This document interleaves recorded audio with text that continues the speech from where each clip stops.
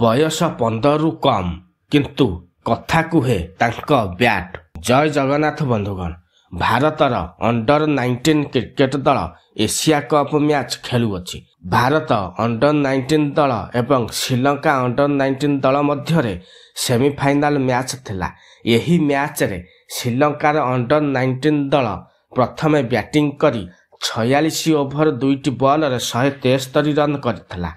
ଏହାର ଜବାବରେ ଭାରତର ଅଣ୍ଡର-19 ଦଳ 174 ରନ୍ର ପିଛା କରିବା ଆରମ୍ଭ କରିଥିଲା।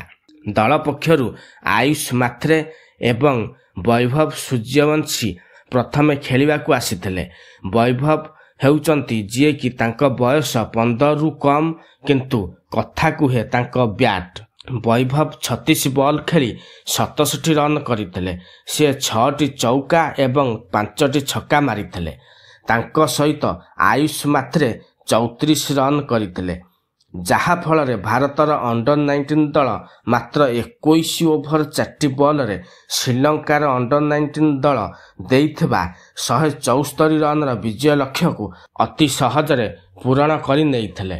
ଏହି ମ୍ୟାଚ୍ରେ ଭାରତର ଅଣ୍ଡର-19 ଦଳ ଶ୍ରୀଲଙ୍କାର ଅଣ୍ଡର-19 ଦଳକୁ 7 ୱିକେଟରେ ପରାସ୍ତ କରି ଫାଇନାଲରେ ପ୍ରବେଶ କରିଛି। ବୈଭବ ସୂର୍ଯ୍ୟବଂଶୀ ସର୍ବକନିଷ୍ଠ କ୍ରିକେଟର ଭାବେ IPL ସିଜିନ୍ 2025ର ମେଗା ଅକ୍ସନରେ ସାମିଲ ହୋଇଥିଲେ। ରାଜସ୍ଥାନ ରୟାଲ୍ସ ବୈଭବଙ୍କୁ 1,10 ଲକ୍ଷ ଟଙ୍କାରେ କିଣି ନିଜ ଦଳରେ ସାମିଲ କରିଛି।